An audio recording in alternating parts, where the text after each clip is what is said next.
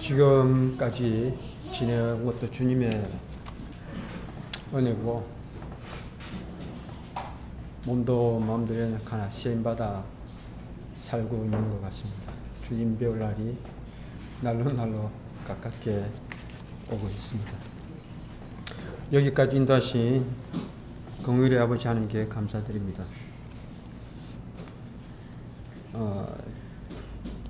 창세기 37장 1절을 제가 읽겠습니다.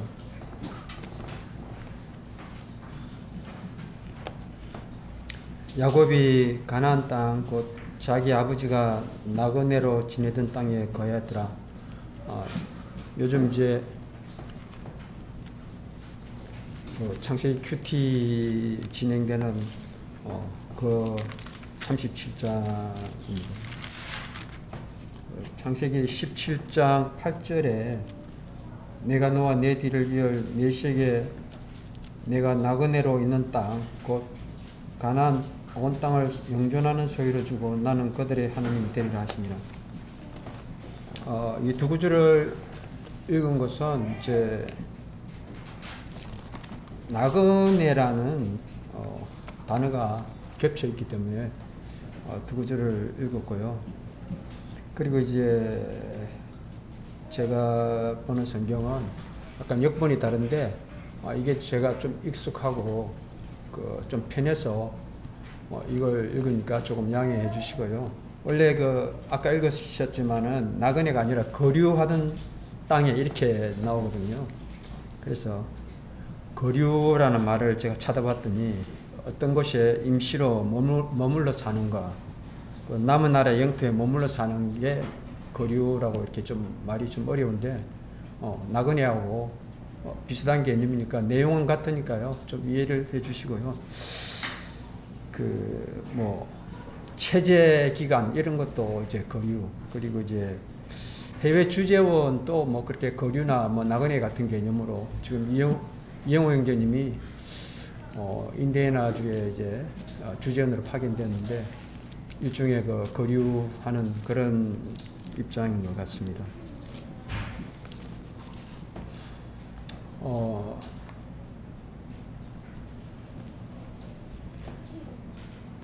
은혜의 복음을 이제 듣고 믿은 후에 하나님 말씀을 통해서 우리가 가르침을 받고 또 배우게 되는 것은 이 나그네라는 이런 표현이 우리들의 삶의 방식에 대해서 그냥 지나칠 수 있는 그런 단어지만은 믿음의 선진들이 하나님의 약속을 믿고 이렇게 살았다는 그런 것을 보고 이제 배우게 되는데 히브리서 11장 13절 16절에 봐도 이들은 다 믿음 안에서 죽고 약속하신 것들을 받지 못하였으나 멀리서 그것들을 보고 확신하며 끌어안았고 또 땅에서는 자기들이 나그네와 순례자임을 고백했다 그랬고 16절에는 이제는 그들이 더 좋은 본향을 사모하니 곧 하늘의 본향이다. 그러니까 이 땅은 나그네로 지내면서 하늘의 본향을 사모했고 그래서 하나님께서도 그들의 하나님이라 불리는 것을 부끄러워하지 아니하시나니 이는 그분께서 그들을 위해 한 도성을 예비하셨다고 이렇게 되어 있습니다.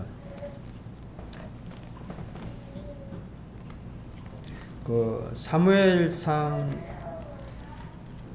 8장 5절을 보겠습니다.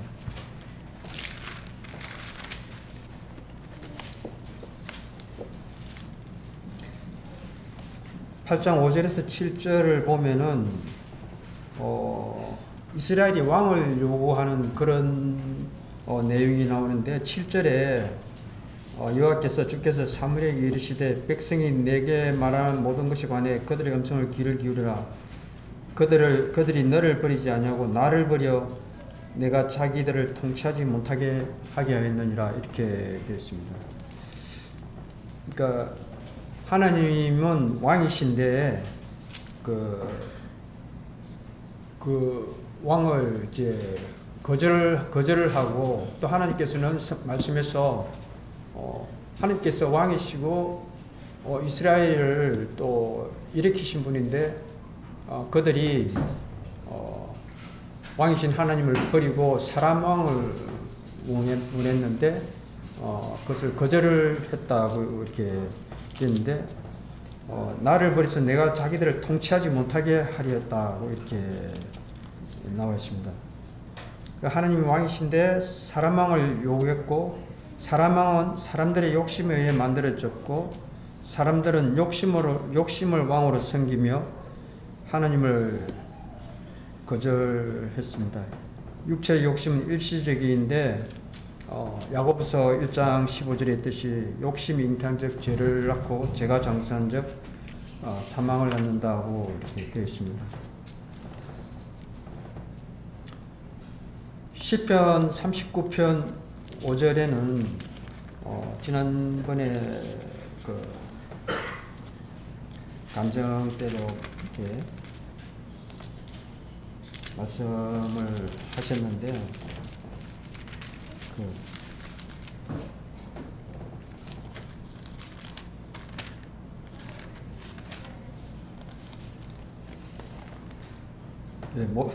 다 안 읽겠습니다. 모든 사람은 최선의 상태에서도 전적으로 헛되다 이렇게 되어 있습니다. 최상의 상태에서도. 그 최상의 상태를 여러 가지로 생각할 수 있지만, 제가 생각할 때는 그 만사형통, 무병장수, 그 가만사성, 그러니까 사업이 잘 되고 건강하고 자녀들이 다 잘 되는 그런 상태가 이제 일반적으로 최상의 상태라고 볼 수 있는데, 사람들이 다 그 부분을 추구하죠. 다 잘 되기를 바라고 그렇게 하는데, 이제 그런 정점에 도달한 사람이 인생에 살면서 다 수고했을 뿐밖에 없는 인생에서 그리 많지 않은 것 같고, 저도 마찬가지입니다만, 한번 가정을 해봤어요. 최상의 상태로, 최선의 상태에 도달했음을 가정을 했을 때, 그래서 그 다음에 생각한 게, 그래서 그 다음은 어떻게 할 건데 하는 그런 생각이 들더라고요. 그렇게 됐다 하더라도 그것이 다 헛되고, 다윗뿐 아니라 이제 솔로몬 같은 그런 케이스가 상당히 그런 부분을 다 충족했지만은, 그 솔로몬이 전도서에서 헛되다, 그리고 이제 일의 결국을 다 들었으니까 여호와를 경외하고 그의 명령을 지키라고 이렇게 했습니다. 그래서 사람들은 그런 최상의 상태를 추구하면서 자기 소원을 빌고 기도하고 이렇게 해서 추구하는 기도가 그런 것을 기도하는 것 같습니다. 그리고 또 기복을 구하고, 이런 것을 통해서 그 욕심을 기도한다는 거죠. 하나님은 왕이신데 하나님을 바라보지 못하는 어두운 마음이 참된 소망을 가로막고 있다, 이렇게 됩니다. 그 인생은 그 외로움과 그리움이 있는 것 같습니다. 그리고 주고받은 상처, 최선의 상태가 아니라 수고와 슬픔이 거의 지배적인 것 같고, 그런 와중에서 서로 상처를 받고 그런데, 이제 그 그리움이 뭔가 생각을 해봤더니, 고향을 그리워한다기보다도, 물론 이제 해외에 나가 있으신 분들은 고향이 그렇겠지만은, 뭔가 이제 사람의 정이 그립고 사랑이 그립고 좀 배려를 받고 싶은 그런 것이 충족되지 않고, 인정받고 싶은 욕구가 있는데 인정을 못 받았던 그런 그리움이 저 같은 경우는 많이 차지한 것 같아요. 아웅거리신 분도 계시겠지만은 근데 이제 그 인생 안에 그런 것도 있고 이제 주고받은 상처, 예. 주로 이제 가까운 사람이죠. 가까이 지내던 사람, 또 친인척, 그리고 이제 가족 간에 상처를 주고받았기 때문에 그 지금 간증을 한다고 내가 이런 상처받은 것을 이런 일이 있었어야 하고 이렇게 말하면은 내 주관적인 어떤 시각이 많이 작용을 하고 이것을 공개를 하면은 그 여기 해당되는 사람들의 어떤 프라이버시가 침해돼서 이거 어떻게 뭐 말하기도 좀 그렇고 또 공개 그런 거 상관없는 주변 사람들 상관없는 부분은 또 그런 게 있는 것 같아요. 예수님께서 어느 집에 방문해서 너 집 구경 좀 하자 그랬을 때 친절하게 이 방 저 방 다 보여주는데 이제 마지막 방을 이제 들어가려니까 아 주님 그 방은 안 됩니다 이렇게 개인적으로 여러 가지 비밀스러운 것 부끄러운 것 이런 것은 공개하기 쉽지가 않겠죠. 그래서 직접 관련된 어떤 일들도 어떤 상대의 프라이버시 때문에 좀 말하기도 힘들고 또 그와 상관없이 개인적인 것도 참 말하기가 자랑은 하기가 쉬울 것 같아요. 근데 이제 이런 부끄러운 일은 말하기가 어려울 것 같습니다.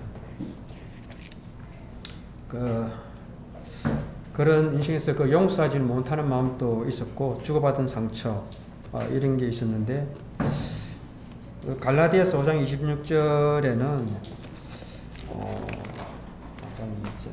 제가 잠깐 읽겠습니다.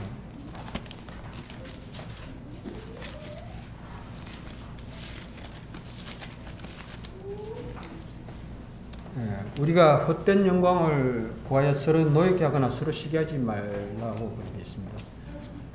그 상처받는 거는 서로 헛된 영광을 구해서 노엽게 하다 보니까 서로가 상처받는 것 같아요. 근데 빌립보서 2장 3절에도 아무리도 다툼이나 허영심을 하지 말고 겸손한 생각으로 각각 자기보다 남을 낫게 하려는데 그 허영심으로 하는 그런 게 헛된 영광을 구하니까 서로 이렇게 다투게 되고 상처받게 되는 것 같고요. 빌립보서 2장 11절에 또 모든 혀가 예수 그리스도는 주시라고 신하여 하나님 아버지께 영광을 돌리게 하셨다 되어 있습니다. 그러니까 2장 11절에 있는 거기도 영광이라는 단어가 있는데 그거는 참된 영광으로 제가 이렇게 분별이 됩니다. 그러니까 이런 모든 헛된 영광을 구하지만은 진짜 참된 영광은 모든 해가 예수 그리스도를 주라고 신하여 하나님께 영광을 돌렸다고 이렇게 되어 있습니다.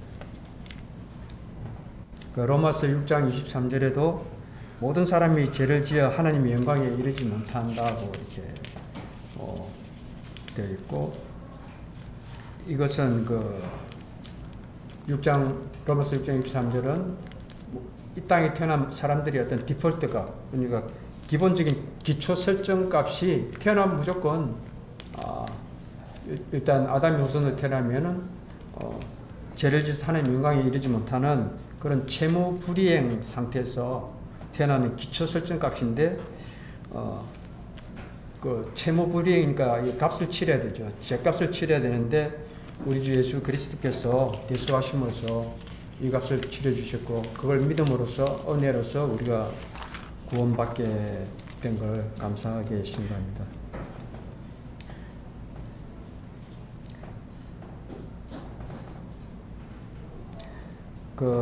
인생에는 사무치는 그런 그리움이 있었는데 그런 자상함 이런 것도 참 그런 그리움 속에도 포함됩니다. 그러니까 사랑과 배려와 친절과 어떤 그런 자상함을 받고 싶은 그런 욕구와 인정 욕구가 있는데 이것을 피조물로부터 기대하려고 이렇게 몸부림치다 보면 항상 실망하게 되는 것 같은데 하나님의 사랑과 배려와 친절한 긍휼하심으로 하나님을 바라봄으로써 이런 그리움과 외로움도 극복할 수 있다고 그렇게 생각을 합니다. 그것이 진짜 참된 것이고 변치 않는 것이고 영원한 것이라고 생각이 듭니다. 그 야곱과 에서는 같은 이삭의 아들이고 리브가에서 한 배에서 낳았지만은 그 상둥이였고, 그렇지만 이제 이 땅에서 삶의 길이 달랐고 그 삶의 방식이 다르고 이렇게 에서는 보이는 것들을 추구했고 야곱은 보이지 않는 하나님의 약속을 바라봄으로써 그 민족이 같은 상둥이, 같은 배에서 태어난 상둥이지만은 민족이 갈라지고 이스라엘 민족과 에돔 민족으로 갈라진 것을 볼 수 있습니다. 세상은 하나님이 없다고 가르치고 이 땅에 눈에 보이는 잠깐 있는 것들을 보게 함으로써 하나님을 바라보지 못하는 어두운 마음으로 욕심과 헛된 소망을 갖게 속삭이며 참된 소망을 가로막으려 하는데, 세상이 주는 이렇게 하면 잘 살 거야 이렇게 그 지상낙원을 계속 꿈꾸게 하는 그것이 아까 말했듯이 최선의 이 땅에서의 최선의 상태를 꿈꾸는 그것이 어떤 마귀가 갖다주는 희망 고문 같아. 참된 소망이 아닌데 이렇게 하면 좋아질 거야 하면서 자꾸 그쪽을 희망하게 소망하게 하는 그런 희망 고문을 주는 것 같습니다. 인생의 판단과 선택의 연속 과정이 인생에 있는데 그 많은 선택을 통해 내가 누구인지, 내가 어떤 사람인지를 드러낸다고 봅니다. 그것이 또한 나의 정체성이 되기도 하고요. 그래 어떤 것을 선택하도록 나에게 판단하는 기준을 주는 것이 가치관이라고 생각이 되고, 무엇을 가치 있게 생각하냐는 것이고, 사람들은 스스로 생각할 때 가치 있는 것을 선택하게 된다고 봅니다. 우리 믿는 성도들은 하나님의 말씀 속에 있는 가르침과 교훈들을 헛된 세상 욕망보다 더 가치 있게 믿게 되며 이것이 성경적인 가치관을 형성하게 돼서 삶의 방식이 바뀌게 돼서 이 땅을 아까 믿음의 선진들이 했던 것처럼 나그네로서 이렇게 본향을 바라보면서 지내게 되는 그 가치, 이 땅에서 뭔가 정착하려는 게 아니라 그런 가치관을 형성하게 돼서 삶의 방식이 바뀌게 되고, 이것이 바로 야곱과 에서가 걸었던 길을 나누게 된 그런 거라고 봅니다. 그래서 믿는 자의 삶의 태도를 그런 나그네의 어떤 그런 것이 가르친다고 봅니다.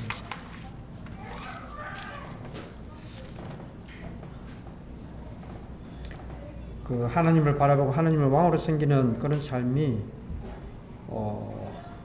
그것이 바로 성경의 가르침과 교훈인데, 내 욕심을 왕으로 하나님을 버리고 하나님을 거절하고 이렇게 하는 그런 것은 믿지 않는 자들의 어떤 그런 모습이 됩니다.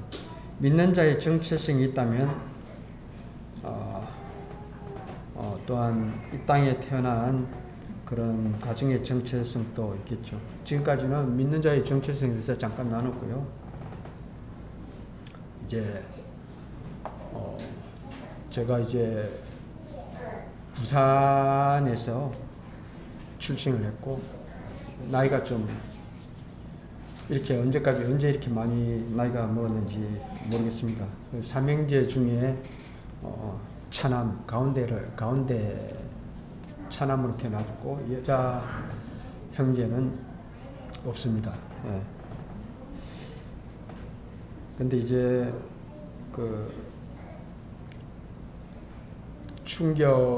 어릴 때 하나 충격받고 약간 트라우마도 생겼고 살면서 트라우마가 엄청 많고 이렇게 눌렸지만은 초등학교 6학년 때 동생이 항상 2살 터울이었는데 동생은 4학년이었겠죠. 이렇게 열이 나고 이렇게 해서 어머니가 부산대학병원에 가서 이렇게 갔는데 그때 뇌염도 있고 이런 상황인데 여름이었습니다. 그래. 근데 어머니가 그날 안 들어오시더라고. 그 다음 날 이제 지금 같은 그런 아파트가 아니고 이 철대문이 있었고 그 문을 열고 이렇게 들어오시는데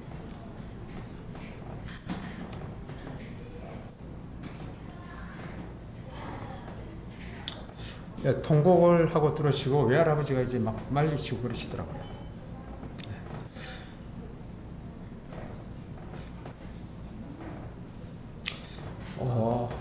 굉장히 충격받았고요. 그 뒤로 제가 그런 게 이제 쇼크라 그런가 봐요. 그냥 누가 뭐 나를 밀지도 않는데 뒤로 나자빠지더라고요.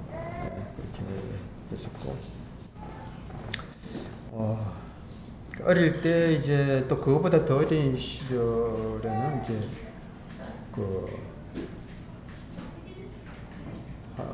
아주 어린 초등학교도 안 간 시절에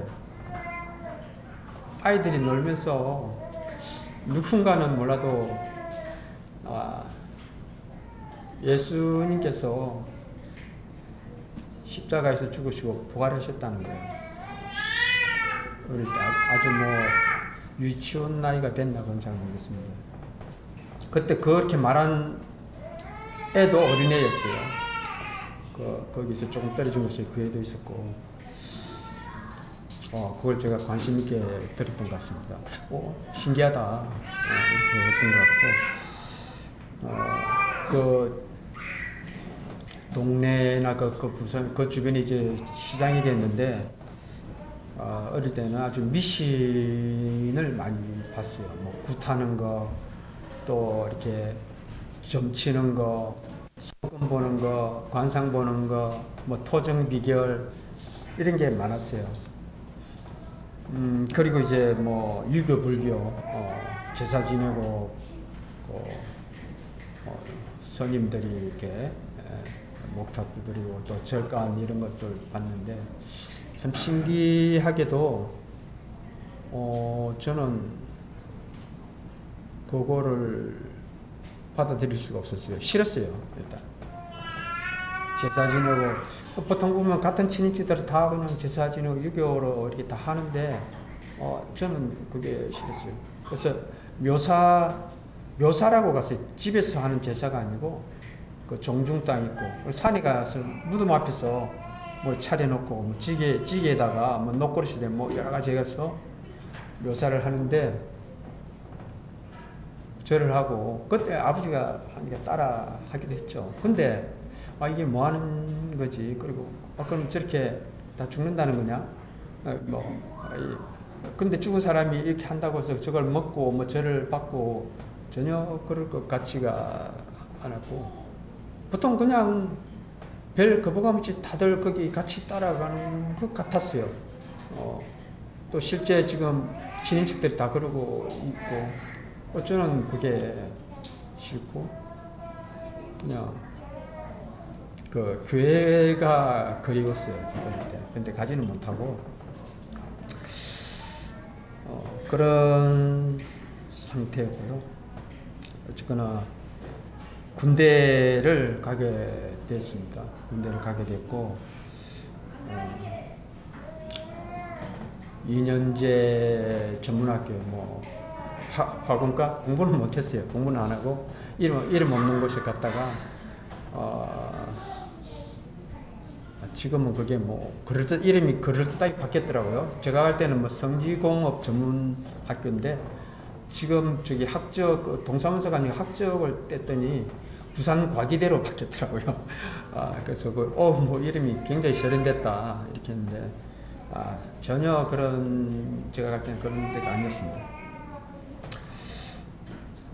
그래서 군대에서 공병대 33개월 제대하고 그게 어디냐면은 저기 한탄강 옆에 전곡 근처 한탄강 옆에서 했는데 그것도 상당히 제가 문화 충격이었죠. 뭐 학교 때도 굉장히 험악하잖아요. 뭐 영화에도 나오죠. 아버지 뭐 하시냐고 때리고 그 실제 그렇게 했어요. 실제 학교에 안에서 그렇게 했고, 또 학교에서 이제 많이 이제 그런 또 억압이 있었고 그랬었는데, 군대에서 충격은 저 남쪽 나라에 있다가 저 휴전선 근처로 갔잖아요. 그게 굉장히 낯설었고, 또 이렇게 눈과 얼음 이런 것들이 잘 볼 수 없었거든요. 제가 원래 살던 곳은 그런 데서 혹한기 훈련하면서 그런 게 있었고, 또 공병되니까 참 고생을 많이 하고 이제 제대를 했습니다. 근데 거기 있을 때 약간 파견이 있어요. 근데 파견을 안 났으면 너무 힘들어서 못 견뎠을 것 같은데, 이렇게 덕정 쪽으로 이제 파견 났으면 뭔가 이제 유류 탱크 공사하는 쪽으로 파견 나와서 거기 지내면서 있었더니, 병영 내가 하니까 좀 자유롭죠. 그랬더니 이제 그 옆에 웬 개척교회가 이렇게 함석 같은 걸 이렇게 해서, 그걸 뭐라 그러죠? 그렇게 해서 이제 들어왔는데, 그분들하고 이제 좀 왔다 갔다 지내면서 거기 교회를 다녔어요. 거기 교회를 다니고, 이제 제대를 하고 이제 인사를 하니까 부산에 내려가면 올라오라고, 이쪽으로 오라고 그러더라고요. 그쪽 사모님이. 그래서 한 달 있다가 올라갔습니다. 올라가서 그 교회 거기 있어 지내면서 뭘 했냐면은, 그 가건물 같은 거기서 교회 건축을 이제 하더라고. 하는데 이제 뭐 지금까지 예산 잡아서 뭐 돈 들이고 공사업자 맞추고 그렇게 한 게 아니라, 벽돌 찍는 거를 이렇게 해가지고 새벽기도 마치고 청년들 불러 같이 이렇게 사모래라 그러나요? 시멘트 스티커 그거 해가지고 찍어가지고 뭐 이런 거를 했었어요. 그런 것도 하고, 뭐 지금 일일이 다 말씀드릴 수 없지만은, 또 먹고 살아야 되니까 그 주변에 있는 공장에 좀 다녔어요. 동파이프 공장인가 뭐 그런 데도 가고, 여기저기 좀 또 참 주명화이라고 폴리프로필렌 그 재생 공장 뭐 이런데 다니면서 그 교회에서 자고 이런 식으로 하는데, 문제는 그분의 교회가 기장이었어요. 기독교 장로인데,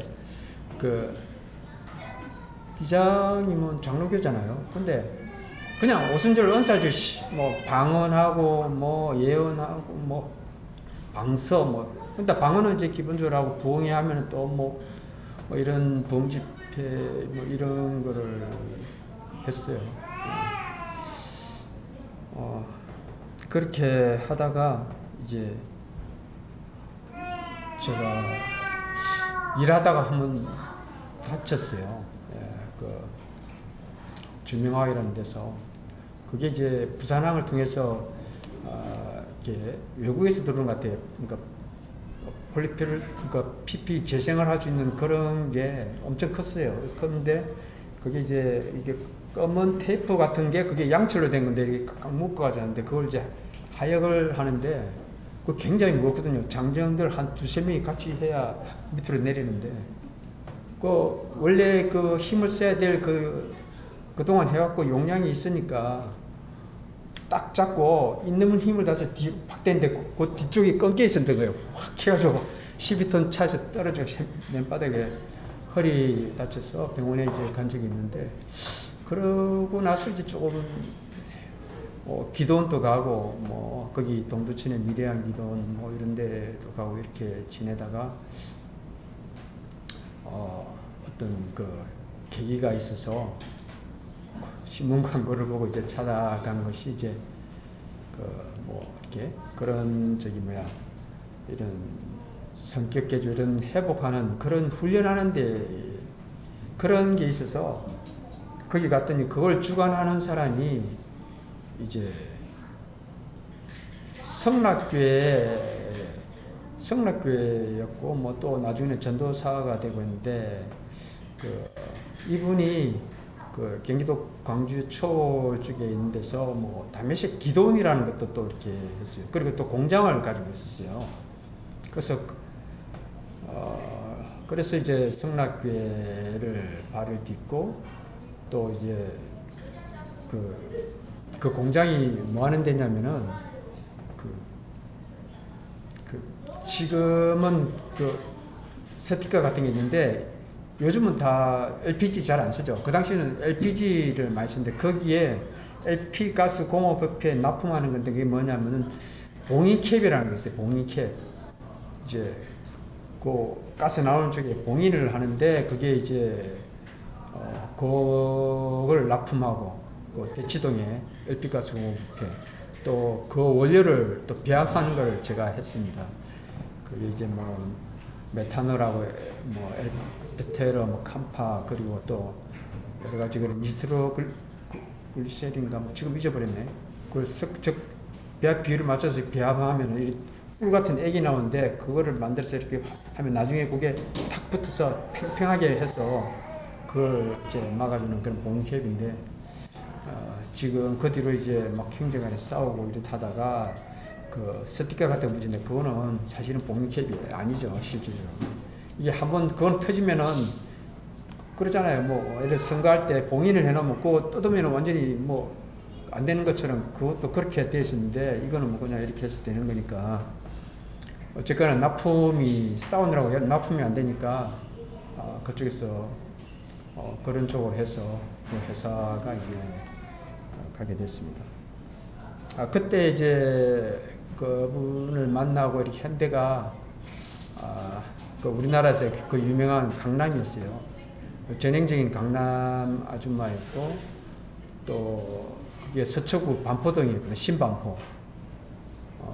교회는 신길동에 있었는데 그래서 거기서 이제 지금 와이프가 길어지네. 와이프를 만나서 결혼을 하게 됐고 또 한동안 그 반포 근처 구반포 쪽에서 살면서 이제 제가 이제 형이 그 당시에는 형이 안 죽어 참 형도 돌아가셨어요. 동생이 죽었는데 40에 형이 그냥 그 당시에 있어서 제가 법정 분가하면서 그 반포 거기에 제 본 적이 거기입니다. 서초구 반포동 978번지 아이들 본 적이 거기고 저도 그리고 이제 결혼하고 그 교회 근처 신길동에 있었고 아들은 연년생이고 아들 둘은 이제 영등포 성해병원에서 둘 낳았습니다.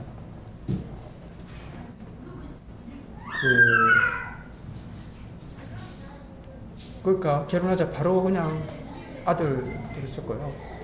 아들이 안 들었어서 참 고민하는 분들도 있는데 뭐 저는 뭐 생각도 안 했고 뭐 원래 이러나 보다 이렇게 했고 그냥 또 생각을 안 했는데 둘째가 또 임신된 거예요.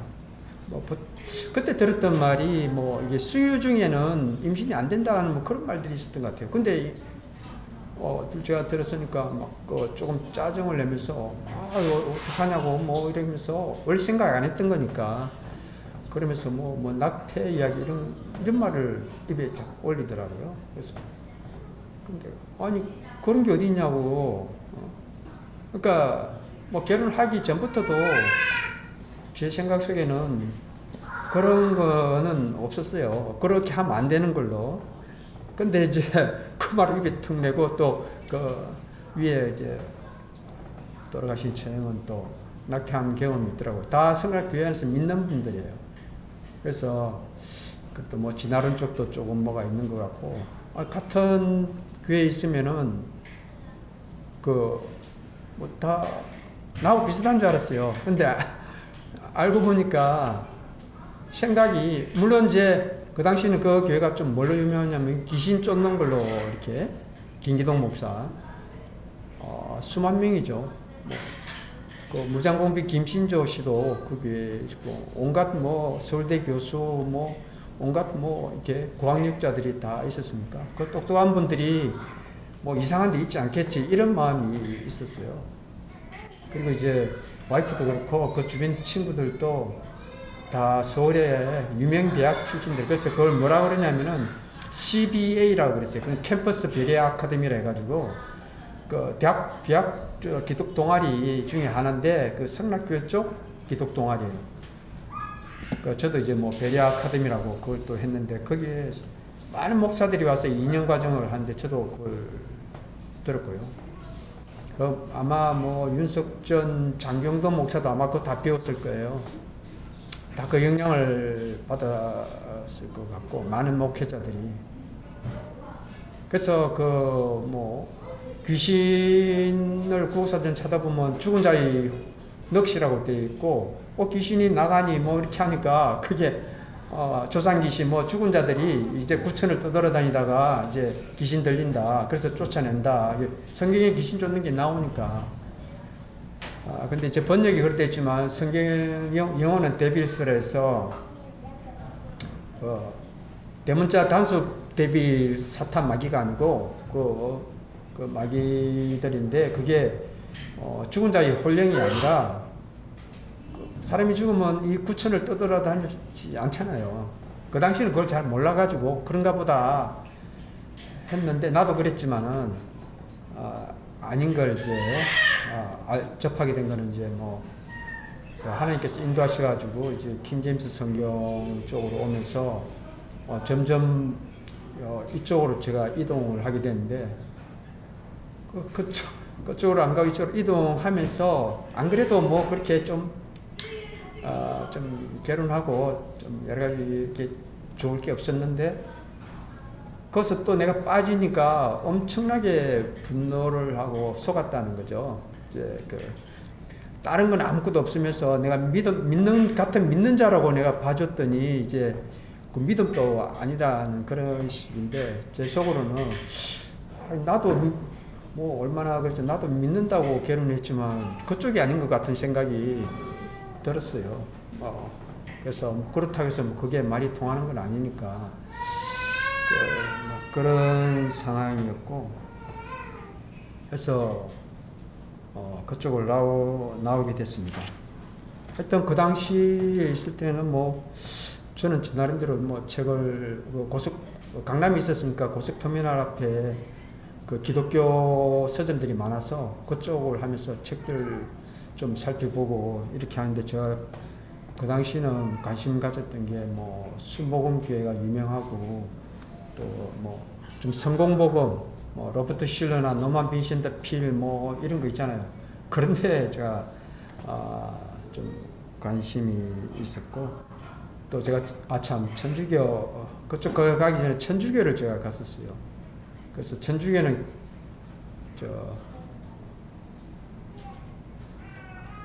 군대에서 이쪽으로 아까 그 개척교회로 오면서 바뀌게 되고 좀 이상하더라고요. 이상하고 그래서 그 당시에 이렇게 책들이 뭐냐면은 알베르트 시리즈라고 만화 시리즈가 있어서 그 천주교의 어떤 그런 부분을 보고 제가 또 천주교를 겪었기 때문에 더 그걸 좀 더 알게 되었고 그러는 과정에서 또 그 당시에 킹제임스 성경 이슈가 있어서 뭐 말씀 보존학회 뭐 이성호 목사 이런 게 있었고 또 같은 진영 안에서도 좀 서로 갈등이 있었는데 일단 그 말씀 보존학회는 좀 극단적이고 좀 과격했던 것 같고 좀 교리도 좀 이상했던 것 같았는데 그래서 그쪽은 한번 찾아가 보긴 했지만 안 가고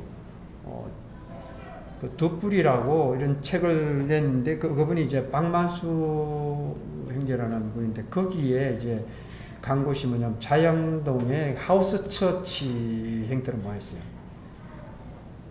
성락교회나 일단 뭐 이런 쪽은 전혀 다른 것이지만 여기서부터는 그 집에서 모여서 만찬을 했어요. 돌아가면서 이제 뭐 우리는 각자 컵이지만 큰 컵 하나를 같이 돌리고 그렇게 이제 빵을 이렇게 부숴서 떼고 이런 식으로 해서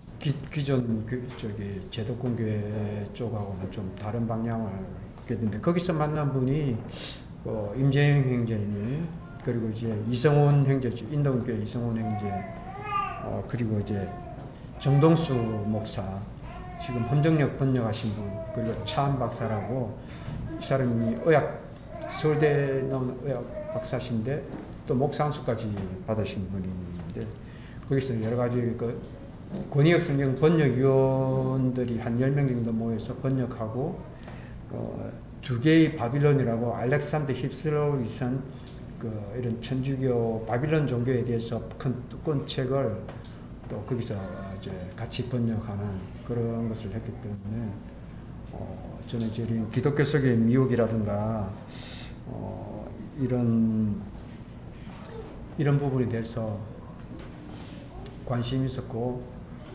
그런 오순절 은사주의나 또 뭐 빈야드 운동 이런 부분의 어떤 그런 거나 성공복음 이런 거에 대해서 이게 아니구나, 이렇게 좀 분별을 하게 되었던 것 같습니다.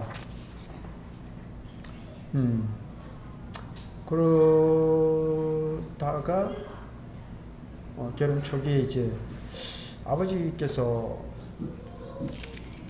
저는 사실 관심이 없었는데, 아버지는 또 다르니까, 살아계실 때 청약 통장을 만들으라고 그러더라고요. 그걸 직접 넣어주셨나, 뭐 어떤 처음에 하나만 그러다가 이제 하셨는데 좀 오래돼서 기억이 안 나는데, 들고 있었더니 그 당시 노태우 대통령 시절인데 분당 신도시, 뭐 그때 주택난이 있고 아니면 분당 신도시를 개발을 하겠다고 이렇게 했어요.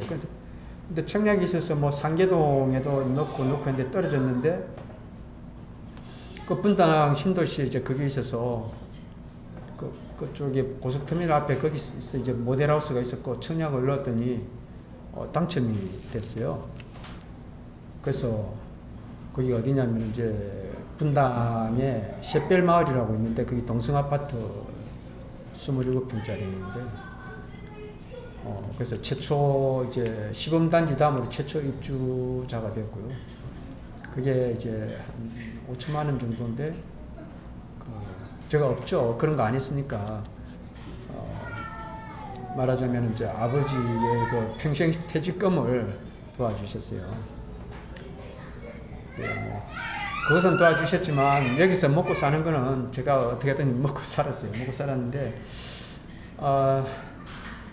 그렇게 해서 들어갔고요. 그래서 제가 주로 이렇게 움직였던 데가 강남, 서울, 분당, 뭐 그리고 경기도 광주 쪽, 광주에 기도원이 있었습니까?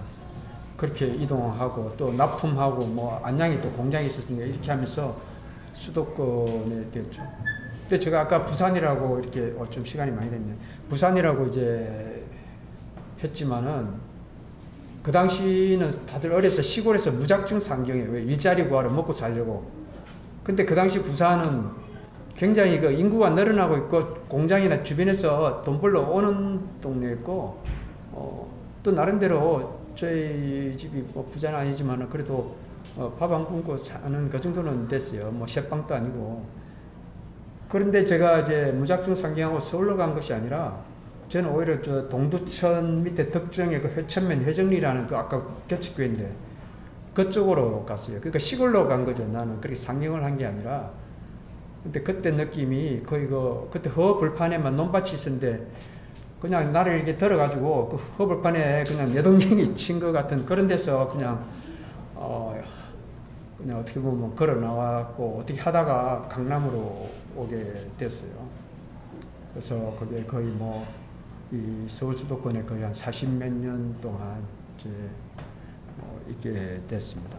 그러니까 서울 가고 취직 가고 이런 쪽이 아니라 그냥 교회에서 오라고 하니까 저는 거기에 항상 아까도 말했지만 어떤 것을 선택과 이렇게 결정이 그 사람의 정체성을 회복을 한다 할 때 사람이 계속 선택과 판단을 하는데 그것이 항상 그게 항상 있었던 것 같아요. 이거 해결해야 될 것 같은 것이 있어서, 뭐 예를 들어서 뭐 기술을 배워서 뭔가 자격증을 따서 취직을 하고 뭐 이렇게 이런 쪽을 안 했던 것 같아요.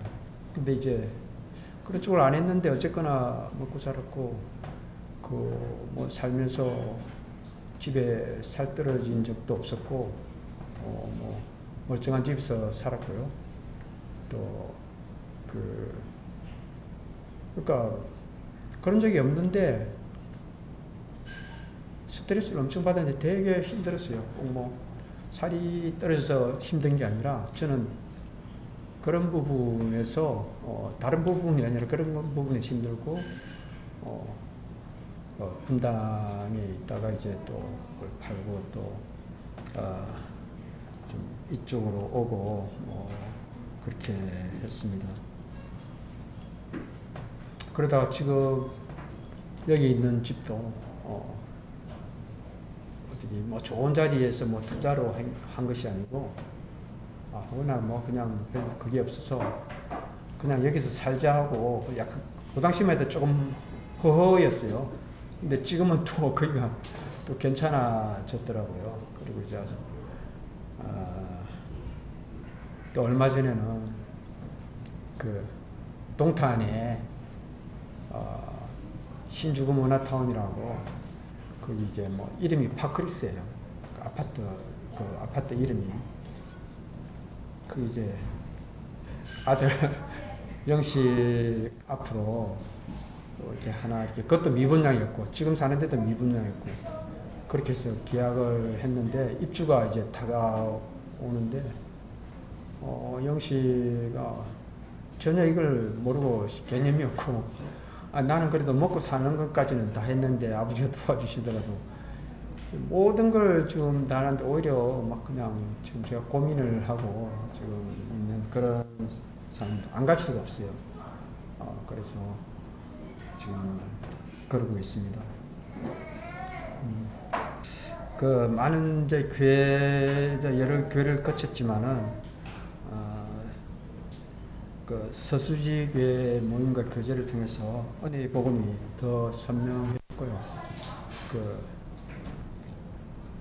또 교리가 다른 데는 아예 다르지만 또 교리가 같은 보니까 아까 함정역 한 그 사랑침례교회 같은 데는 그렇지만은 교리는 같지만은 뭐 좀 멀기도 하고, 그 예배나 그 만찬 예배나 나눔과 교제가 저는 여기가 더 좋고, 또 교회의 진리가 서 있는 그런 그 주부에 됐듯이 그리스도의 복음과 참 예배가 있는 이제 서수지교에서 성경 공부를 통해서 믿음이 전혀 성장하지 않던 믿음이 성장하게 된 것 같아서 주님께 감사드립니다.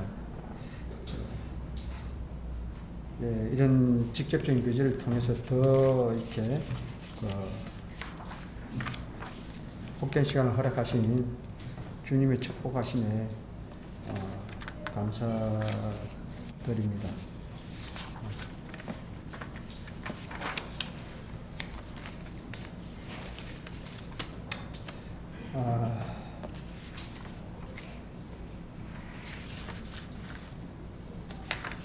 뭐 30분 한다고 했는데 그냥 더 길어졌습니다.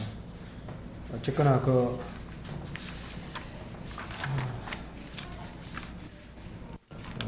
여기까지 인도하신 금일의 하나님께 감사드리면서 마치겠습니다.